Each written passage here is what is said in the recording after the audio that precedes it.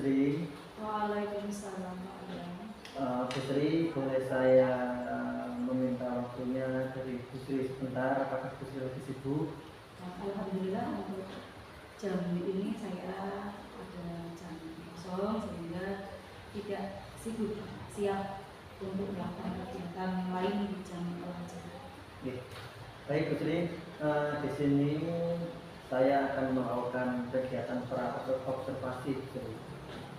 Di sini tugas sebagai saya sebagai guru pembela, calon guru pembela itu saya bertugas untuk melaksanakan supervisi kelas. Untuk kegiatan yang pertama saya lakukan yaitu pra-observasi yang kemarin saya sudah sampaikan ke Bu Sri, yang nantinya saya akan melaksanakan situasi di dalam kelas Bu Sri.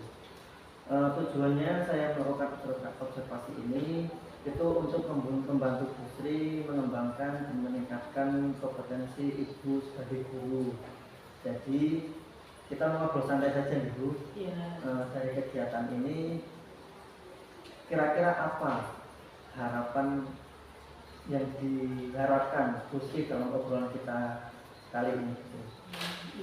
Terima kasih Pak atas pertanyaannya. Di sini karena saya juga untuk sebagai guru yang dikatakan profesional juga masih belajar, artinya di sini saya mau belajar dari apa ilmu yang sudah Bapak terima dalam kegiatan CGP bisa ditularkan sehingga bisa membantu saya dalam KBM menjadi lebih baik dan tentunya lebih menyenangkan. Ya, insya Allah selagi saya bisa membantu, insya Allah nanti bisa saya bantu. Baik Bu, kalau boleh tahu Bu, besok itu rencana Ibu akan memberikan materi tentang apa? Untuk kegiatan besok materinya matematika.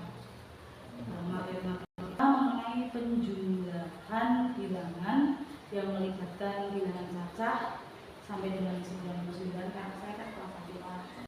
Mungkin angkanya masih dari angka 0 sampai 100 lah, belum angka yang itu. Berarti matematika Bu. Kalau saya boleh tahu untuk tujuan pembelajarannya yang ingin Ibu capai itu apa? Karena pembelajarannya berkaitan dengan matematika dengan penjumlahan, di sini saya berharap siswa setelah pembelajaran dilakukan itu siswa dapat melakukan penjumlahan dan pengurangan bilangan dengan hasil untuk materi hari ini maksimal pengurangan dan penjumlahannya 20. Berarti siswa dapat melakukan penjumlahan dan pengurangan dengan hasil maksimal 20 dengan tanpa menyimpan dengan menggunakan alat bantu. Nanti pembelajarannya saya akan menggunakan alat bantu dalam penjumlahan itu menggunakan stick SP untuk memudahkan anak-anak dalam penjumlahan dan pengurangan dalam materi tersebut. Berarti untuk tujuannya cuma ada satu ya Bu? Iya. Terus dari tujuan tadi Bu, area apa yang ingin dikembangkan Ibu dalam melakukan pembelajaran ini? Setelah melakukan pembelajaran ini, anak kan tentunya dapat melakukan pengurangan dan penjumlahan. Ya. Nantinya anak tersebut bisa menyelesaikan permasalahan dalam kehidupan sehari-hari mengenai penjumlahan dan pengurangan tersebut. Kemudian di sini saya akan mengambil penilaian di antaranya nanti penilaian pengetahuan, kemudian ada juga penilaian keterampilan. Berarti untuk pengembangannya lebih ke pengetahuan dan keterampilan. Iya, betul sekali. Kemudian Ibu, saya ingin mendengar bagaimana rancangan yang Ibu sudah buat untuk pembelajaran yang ingin Ibu terapkan di dalam kelas nantinya. Rancangan yang saya buat karena ini kelas 1, artinya kelas 1 itu pembelajarannya harus menyenangkan, itu yang pertama. karena anak kelas 1 kalau dikasih pembelajaran yang tidak menarik wis bosen, sudah tidak asik, harus ada yang membuat anak-anak tersebut termotivasi atau pengen belajar.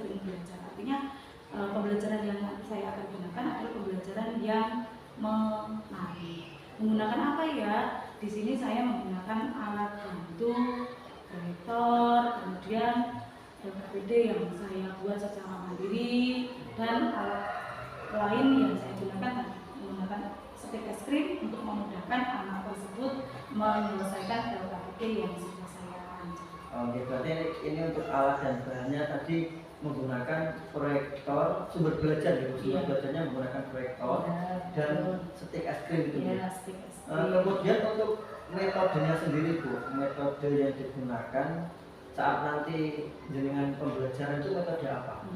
Yang pertama masih menggunakan metode lama yang saya gunakan, ada ceramah, kemudian nanti saya akan demonstrasi ke anak-anak, kemudian nanti ada tanya jawab, tentunya ada penugasan dan diskusi. Di sini saya menggunakan model pembelajaran snowball drawing. Snowball drawing itu pembelajaran di kelas 1 saya anggap itu model pembelajaran yang salah satunya model pembelajaran yang ringan. Nanti saya akan menggunakan gulungan kertas. Di gulungan kertas tersebut nanti akan saya kasih soal. Nanti akan dilempar, kan nanti akan dibentuk beberapa kelompok.